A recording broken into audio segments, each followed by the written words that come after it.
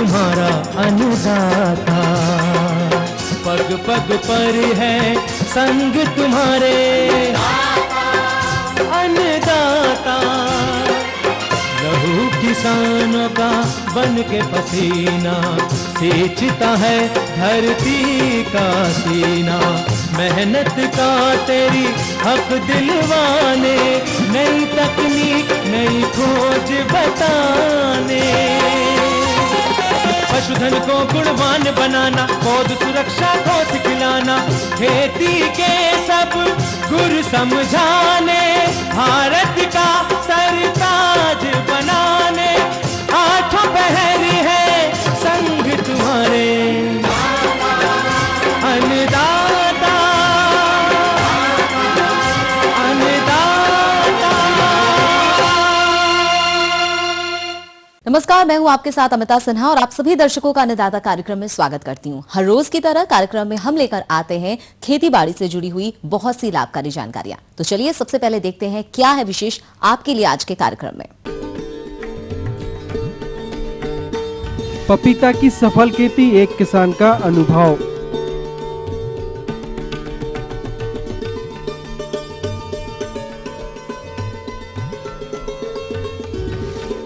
वैज्ञानिक विधि से भिंडी की बुआई पर जानकारी।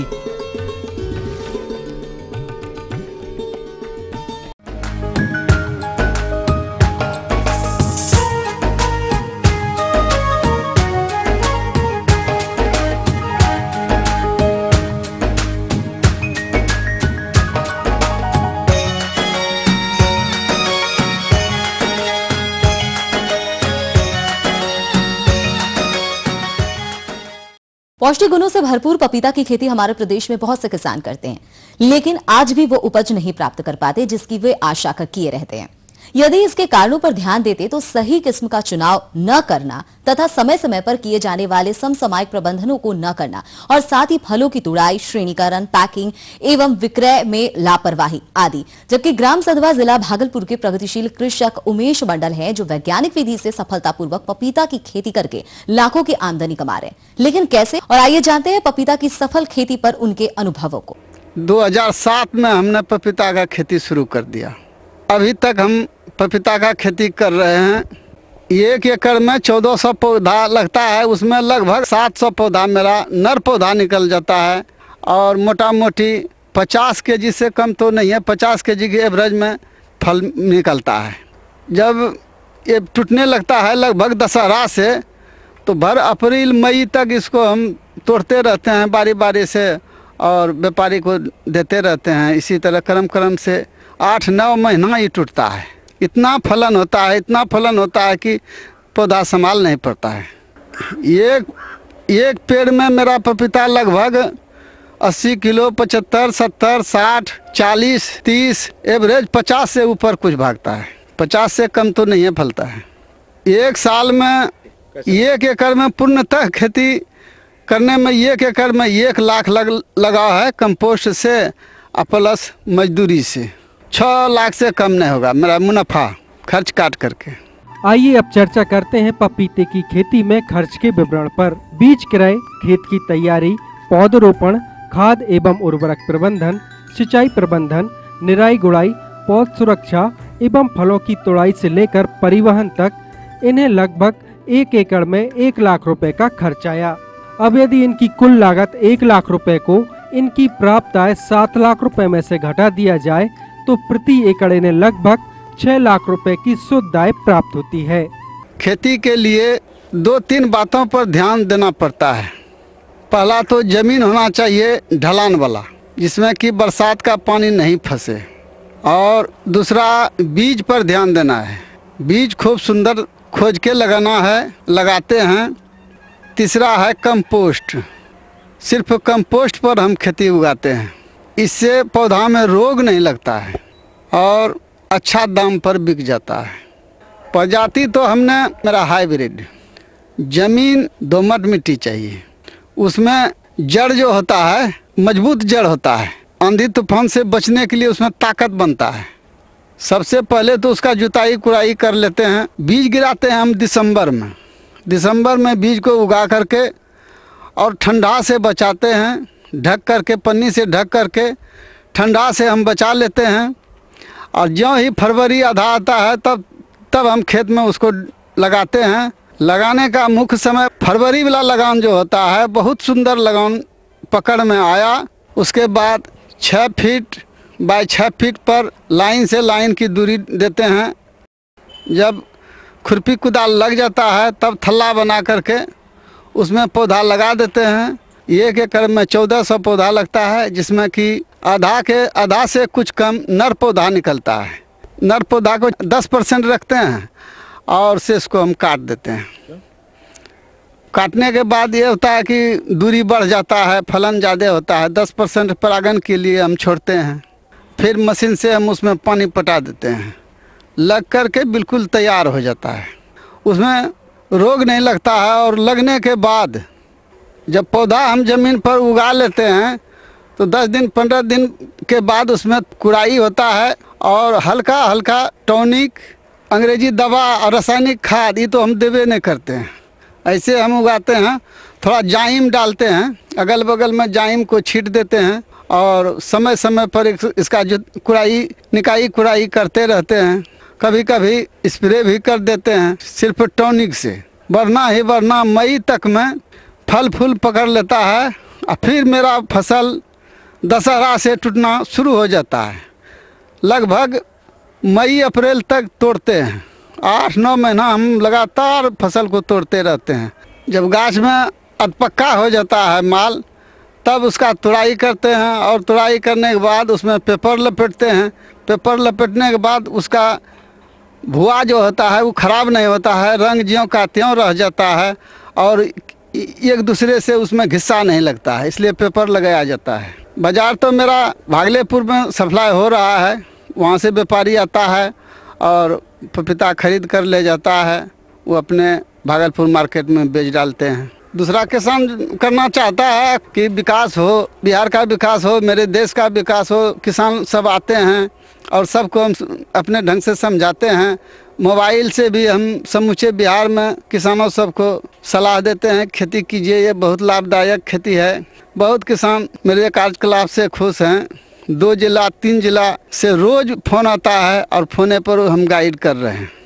सरकार ने हमको अवार्ड दिया है, बहुत कागजाते अवार्ड है। एक बार गुजरात सरकार ने हमको इनाम दिया है 51,000 और मेडल उडल भी दिया है नरेंद्र मोदी ने।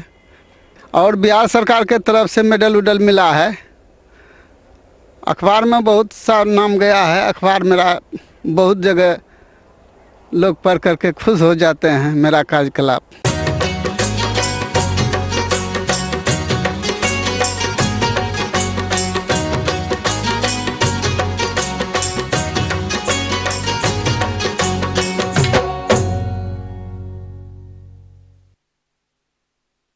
जायद का मौसम चल रहा है और जिन किसानों के पास सिंचाई की पर्याप्त व्यवस्था है और वो सब्जियों की खेती कर अच्छा लाभ कर सकते हैं, तो इन सब्जियों में बहुत से किसान इस समय भिंडी की बुवाई कर रहे होंगे।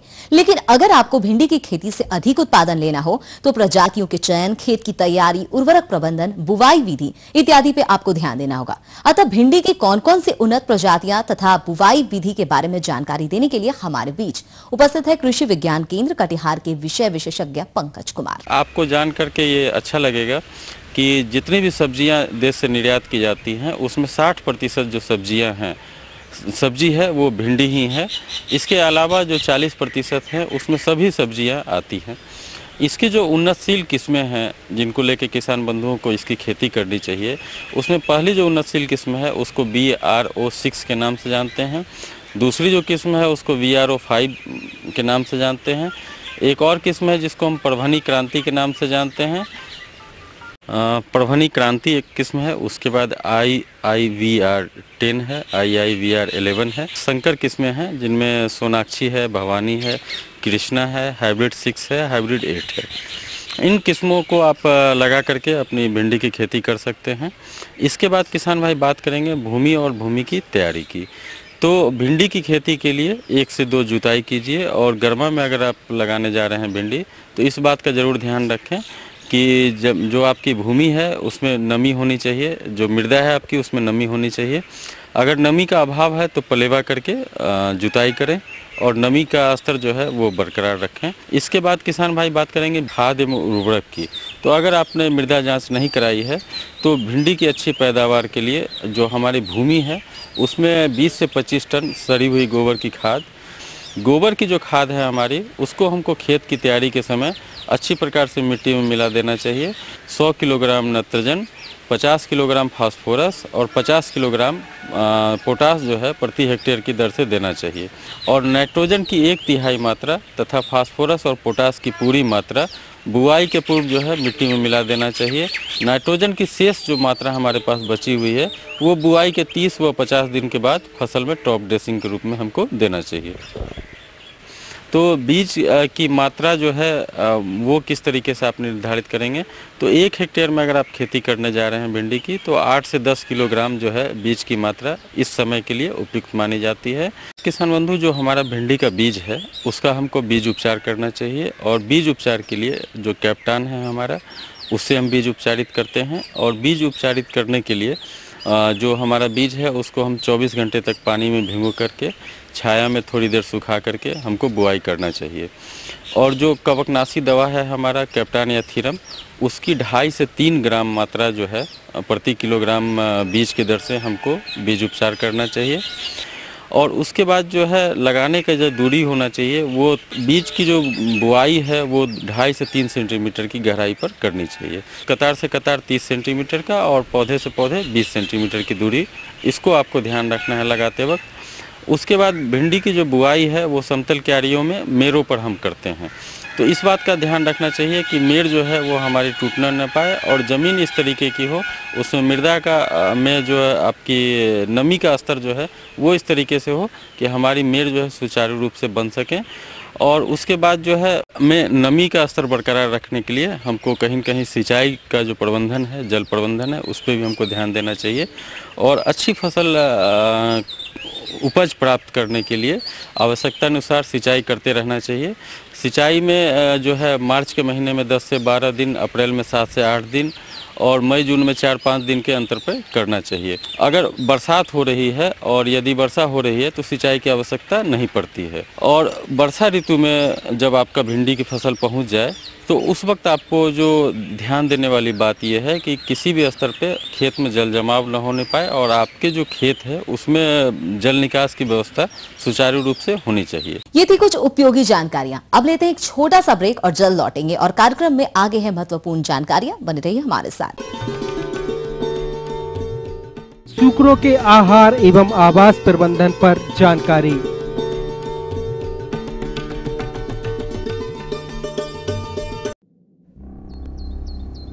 ख्वाब जो बुलंदियों पर पहुंचाते हैं, ख्वाब जो मेहनत करना सिखाते हैं, ख्वाब जो जर्रे को सितारा बनाते हैं। लेकिन अब भी अधूरी है कौम की तस्वीर। एजुकेशन के मामले में एक प्राइमरी स्कूल यहाँ पर मिला हुआ, वो जो बहुत जमाने पहले मिला था वही आज तक चला आ रहा है। बच्चा बीमार रहना पड़ा, पानी बहुत कमी है। जो यहाँ से वोट लेने के लिए आते हैं जीत के चले जाते हैं, हम करेंगे, लेकिन कोई भी नहीं आता करने के लिए। आपके ख्वाब आपका इंतजार कर रहे हैं। देश के 20 करोड़ मुसलमानों की आवाज है ईटीवी उर्दू। पहल हमारी, इरादे आपके, अधूरे ख्वाबों की पूरी पड़ताल इस समय पर।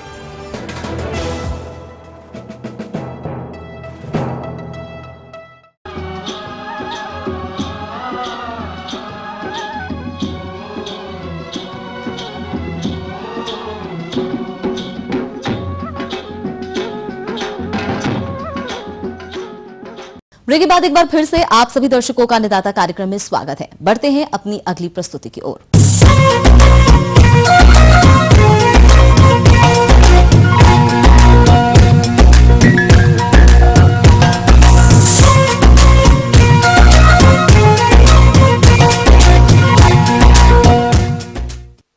कृषि से व्यवसाय के अंतर्गत सुकर पालन की बात की जाए तो प्रदेश में बहुत से बेरोजगार युवक और युवतियों ने इसको अपनाए रखा है, परंतु सुकर पालन से अधिक लाभ लेने हेतु इसके आहार और आवास व्यवस्था पर ध्यान देने की विशेष जरूरत होती है। लेकिन कुछ सुकर पालक ऐसा नहीं कर पाते हैं क्योंकि उन्हें वैज्ञानिक ढंग से इनके आहार और आवास के बारे में जानकारी नहीं होती है। अतः सुकरों के आवास एवं आहार प्रबंधन के विषय में जानकारी दे रहे हैं बिरसा कृषि विश्वविद्यालय के रांची के डॉक्टर संत कुमार सिंह। सुकर पालन से अधिक आमदनी प्राप्त करने के लिए ये आहार और आवास व्यवस्था इसका बहुत मुख्य रोल है। तो पहले आपको बता दें कि आवास ऐसे जगह पर हो कि खुला वातावरण रहे, ज़मीन कुछ ऊंचाई पर हो, और जो उसका मकान बनाया जाता है उसमें 1/3 भाग बंद और 2/3 भाग खुला होना चाहिए।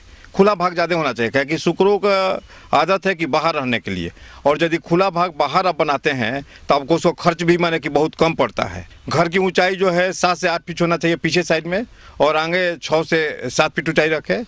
और जो उसका बाउंड्री बीच 2 घरों के बीच की जो पार्टीशन वाल है उस शायद 3 फीट से ज़्यादा मत दीजिए। वो भी दीवार आपको मात्र 5 इंच का देना है। हमारे किसान अधिकतर 10 इंच का जो दीवार दे देते हैं उसमें बहुत उनको खर्च काफ़ी बढ़ जाता है और उससे कोई फ़ायदा नहीं होता है। दीवार 5 इंच का दे, लेकिन उसको प्लास्टर कर दें। और जो ज़मीन है, ज़मीन एकदम ढालू नुमाना होना चाहिए। आगे ऐसा होना चाहिए कि जहाँ भी पेशाब या पानी हो, कोई यदि सफाई नहीं भी करे तो जो गेट बना हुआ गेट के पास आ जाए। तो बल्कि अब यदि 20 फीट का आपका चौड़ा बाहरी और भीतरी लेकर के आता है तो पीछे से लेकर यहाँ तक करीब 10 से 15 फीट ढालू नुमा होना चाहिए, और ज़मीन को एकदम ढलाई कर देना चाहिए। दूसरी बात है कि जो सूरों का आदत है कि अब अपने घर में पखाना नहीं करना चाहता है, वो बाहर पखाना करता है। तो जो आपका पानी का नाद है, एक साइड में दरवाज़ा रहे तो उसके अपोजिट साइड में पानी का होना चाहिए, और पानी देने के लिए बाहर से होना चाहिए। और खाने के लिए आपको अलग से नाद बनाने की जरूरत नहीं है। जो ज़मीन है आपका पक्का ज़मीन है वो उसी पर दे दें। तो मोटा मोटी आपको 200 स्क्वायर फीट का ज़मीन जो घर बनाते हैं तो उसमें बड़े सूअर यदि रखते हैं तो करीब आपको 7 से 10 सूअर रख सकते हैं जो कि प्रजनन युक्त है। और यदि मीट पर्पज़ के लिए, फैटनिंग पर्पज़ के लिए रखते हैं तो उसमें 10 से 15 रख सकते हैं। वो पर्पज़ पर डिपेंड करेगा किस पर्पज़ के लिए आप रख रहे हैं। लेकिन जब सुकरी बच्चा देने का टाइम आ जाए तो कम से कम बच्चा देने के करीब 7 से 10 दिन पहले उसको फ्रेम पेन प्रसूति गृह में ले जाना चाहिए। प्रसूति गृह अलग तरह का बना होता है। प्रसूति गृह ऐसा होता है कि उसमें एक गार्ड रेल होता है। सुकरियों का आदत है कि दीवार से सट के बैठने के लिए, और जब दीवार से सट के बैठती है तो दीवार और के बीच में बच्चे दब करके काफ़ी मर जाते हैं। तब उससे हम लोग देखें कि 10% मृत्यु दर उससे बढ़ जाती है। और गार्ड रेल का एक लोहे का पाइप है जो कि ज़मीन से 9 इंच ऊपर और दीवार से 9 इंच छोड़ करके बनाना चाहिए। ज़्यादा भी स्पेस देंगे तो सॉरी उसमें बैठ जाएगी, तो उससे आपका मृत्यु दर काफ़ी रोका जा सकता है। और बहुत से किसान है कि झुंड में सूअर रखते हैं और बच्चा उसमें दे देती है, उससे बहुत सा मृत्यु दर बढ़ जाता है। इसलिए हमेशा रखना है कि बच्चा देते समय एक घर में एक ही सुकरी रखे। और जो आगे नाली है, नाली को ढालनुमा बना दीजिए, बाहर निकल जाएगा आपको। और जहाँ अंत होता है वहाँ पर एक गड्ढा खोद दीजिए कि आपके जितने मल मूत्र है उसमें जमा रहे। और बगल में यदि पेड़ की व्यवस्था है तो पेड़ लगा दीजिए कि पेड़ में होगा तो आपको माने उसके पत्ते को सूअर खाएंगे भी, और गर्मी के दिन में वो छायादार का काम करेगा। और ये तो आपका आवास का हो गया है। दूसरा है कि खान पान का। तो सुकरों में अधिक जो खर्च पड़ता है, कहीं 75 से 80% खान पान भी पड़ता है। तो इसको जितना हम सस्ता करेंगे उतना हमारी आमदनी बढ़ेगी।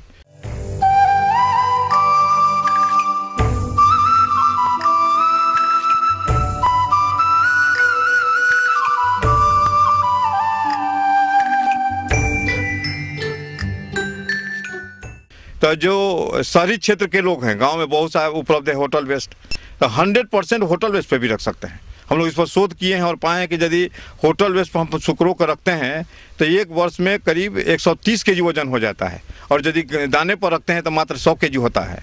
तो उससे हमको सस्ता भी हो जाता है और जानवर भी स्वस्थ हो जाता है। और जो देहाती क्षेत्र के लोग हैं उनको तो होटल वेस्ट नहीं मिलेगा, तो उसके लिए क्या करना है कि जो घास है आसानी से उपलब्ध है उससे हम 1/3 दाना का बचत कर सकते हैं। और घास देने से देखिए फ़ायदा क्या होता है कि घास में हमको मिनरल मिक्सचर, विटामिन नेचुरल मिल जाता है। जो कंसनट्रेट फीड बनाते हैं, संतुलित आहार जो बनाते हैं, दाना, मकई, चोकर, खली मिला करके, तो उसमें हमको मिनरल मिक्सचर देने की जरूरत नहीं पड़ेगी। इसी घास से हमको मिनरल मिक्सचर में मिल जाता है अपना। तो 1/3 दाना आपको उससे बच जाएगा। बाकी जितने माने कि जो वेजिटेबल वेस्ट है उसको दे सकते हैं, फ्रूट का वेस्ट है। और देहाती क्षेत्र में बहुत इसका उगता है, बहुत माने लोग फेंक देते हैं, उसको इस्तेमाल नहीं करते हैं। और ये गांव में बहुत सा जो ये हड़िया बनाते हैं, यदि बना रहे हैं तब वो भी सूअर के लिए बहुत अच्छा खाना है, एकदम संतुलित खाना कह सकते हैं, क्योंकि उसका प्रोटीन करीब से 17-18% हो जाता है। जिसे मेहरा कहते हैं गांव में, यदि उसको दे देते हैं तो 17-18% पूंजी माने कि आपको कुछ भी नहीं देंगे तो उसे काम चल जाएगा। तो यदि सोलर पैनल कर रहे हैं तो सस्ता करना है तो जो गाँव में उपलब्ध है। अभी देखिए सब्जी का दिन, अभी गोभी का दिन है, गोभी का पत्ता बहुत आसानी से सोलर खाता है। आलू का दिन है, आलू का पत्ता खिलाइए, जितने बेकार चीज़ है इसको खा करके ये मीट में कन्वर्ट कर सकता है। तो इस तरह से आवास अच्छी तरह से रखेंगे, खाना को माने सस्ता बना करके देंगे तो इसमें आपको आमदनी काफ़ी होते रहेगी।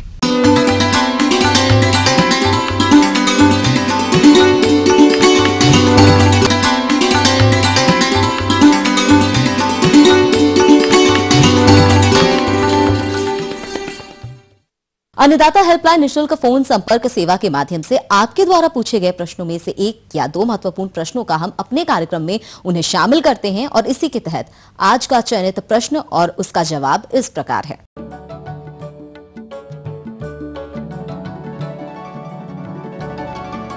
ग्राम पवारा, जिला भागलपुर के कृषक सुरेंद्र कुमार, आप अन्नदाता निःशुल्क फोन संपर्क सेवा के माध्यम से मसाला थ्रेशर यंत्र के बारे में जानकारी चाहते हैं। तो सुरेंद्र कुमार जी, आपकी जानकारी हेतु प्रस्तुत है कार्यक्रम का यह अंश।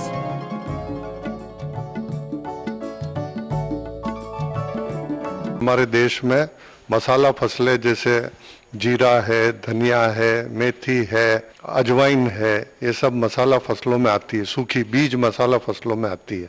और इन फसलों की थ्रेशिंग के बारे में मैं आपको बताना चाहता हूँ कि ज़्यादातर पूरे करीब 99% काश्तकार उसमें बिल्कुल अपने देशी तरीके से ही उसका थ्रेशिंग का काम करते हैं, जिसमें कि उसके दाने को पौधे से अलग किया जाता है। इसमें गांव में जो खास तौर से लोग सड़कों पे इसको बिछा देते हैं और फिर उसके ऊपर ट्रैक्टर और मोटरसाइकिल और बसें और चलती है और उससे जो थ्रेशिंग हो जाती है और फिर उसके बाद किसान के घर वाले लोग उसमें फिर इकट्ठा करके उसकी सफाई करते हैं, फिर छानते हैं उसको, इतना एक श्रमदायक काम करते हैं। तो ये सब जो परंपरागत तरीका है उसमें खास तौर से बीज मसाला फसलों में उसके दाने की क्वालिटी खराब नहीं होनी चाहिए, क्योंकि उसमें सुगंध भी होती है और दाने की क्वालिटी अगर आप इस तरीके से करें तो खराब हो जाती है।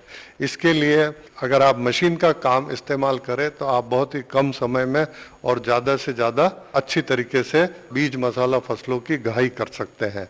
ये जो एक थ्रेशर हमने बनवाया है खास तौर से बीज मसाला फसलों के लिए है, ये ट्रैक्टर से भी चल सकता है और आप इसमें देखें कि इसमें बिजली की मोटर की व्यवस्था भी कर रखी है, तो आप उसमें बिजली की मोटर के द्वारा भी इसको चला सकते हैं। इसमें 7.5 हॉर्स पावर की मोटर लगी हुई है। अब मैं आपको इसके मुख्य पार्ट्स बताता हूं कि ट्रैक्टर की जो पीटीओ लगती है वहां से इसमें पुली के द्वारा पावर, आप देखें कि ये इसका मेन थ्रेशिंग ड्रम है, इस थ्रेशिंग ड्रम के अंदर ये पावर जाती है। इसमें सिलेंडर के अंदर पत्तियां लगी होती है और ये इसका फ्लाई व्हील है। जब आप किसान इस प्लेटफॉर्म पे खड़ा होकर यहाँ पे सामने वाला नीचे से एक आदमी लकड़ी के द्वारा या अपने हाथ के द्वारा पौधे के बंडल को इस हॉपर में देता है और किसान यहाँ से इसकी अंदर की तरफ थ्रेशिंग सिलेंडर के अंदर मटेरियल को भेजा जाता है। तो जब वो थ्रेशिंग हो जाती है तब आप देखें कि ब्लोअर के द्वारा भूसा अलग हो जाता है और दाना इन छलनी के ऊपर आ जाता है। इसमें आप देखें कि ये जो गेहूं में और जो दूसरे चने में छलनियाँ लगी है उससे बहुत अच्छी क्वालिटी की छलनियाँ लगी है और इन सब की साइज अलग अलग होती है। थ्रेशर तो आप सभी लोग जानते हैं कि सभी फसलों में थ्रेशिंग का सिस्टम तो एक ही है, लेकिन उसमें छलनियाँ आपको बदलनी पड़ती है। तो बीज मसाला फसलों में भी हम अलग से 2 प्रकार की छलनियाँ प्रोवाइड करते हैं, जिसके अंदर आप इनसे सभी प्रकार की धनिया, मेथी, जीरा, अजवाइन और इन सब की आप इसबगोल, सौंफ, इन सब की आप इससे गहाई कर सकते हैं। इसके बाद आप देखें इधर से भूसा निकल जाता है और इधर से आप ये जो छोटी छलनियाँ लगी है इसके अंदर आपको बिल्कुल साफ दाना प्राप्त होता है और नीचे से बिल्कुल जो कचरा होता है या बहुत ही छोटा दाना जो कच्चा पका होता है वो नीचे की तरफ इकट्ठा हो जाता है। खास तौर से मैं आपको बताना चाहता हूँ कि जो आप परंपरागत तरीके से जब थ्रेशिंग करते हैं बीज मसाला फसलों की, तो दिन भर में कम से कम 3 से 4 लोग काम करते हैं और दिन भर उत्पाद आपका करीब 2 क्विंटल के आसपास आप उत्पाद की थ्रेशिंग और सफाई कर सकते हो दिन भर में। जबकि हमने इस मशीन का इन सभी बीज मसाला फसलों में परीक्षण किया तो हमें करीब 2 क्विंटल से लेके 3 क्विंटल 1 घंटे के अंदर बिल्कुल साफ सुथरा जीरा और मेथी और ये प्राप्त हुए, जिसके द्वारा कि आप डायरेक्ट उसका जैसे थैली में पैक करके बाजार में बेच सकते हो।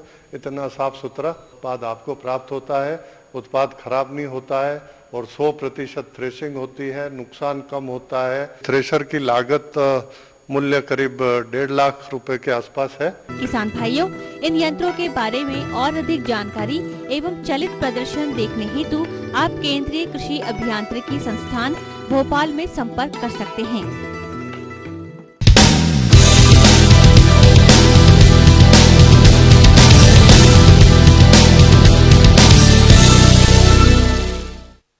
राज्य की विभिन्न मंडियों में कृषि उत्पादों के चढ़ते उतरते बाजार भाव की संक्षिप्त जानकारी इस प्रकार है।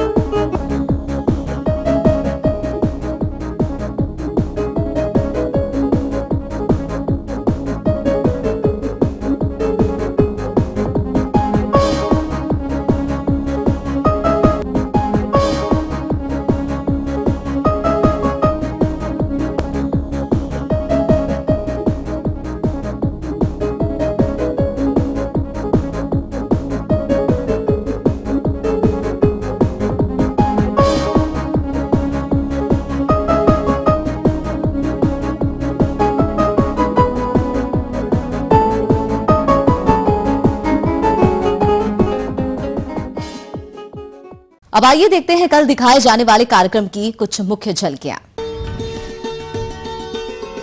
दुधारू पशुओं से स्वच्छ दुग्ध उत्पादन पर जानकारी।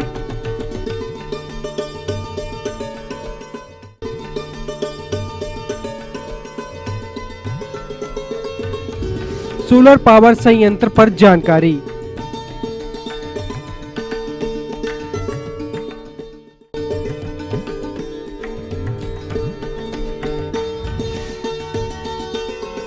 हम ये उम्मीद करते हैं कि आज का कार्यक्रम आप सभी दर्शकों के लिए उपयोगी रहा होगा। किसान भाइयों, अन्नदाता आपकी सेवा के लिए संकल्परत है।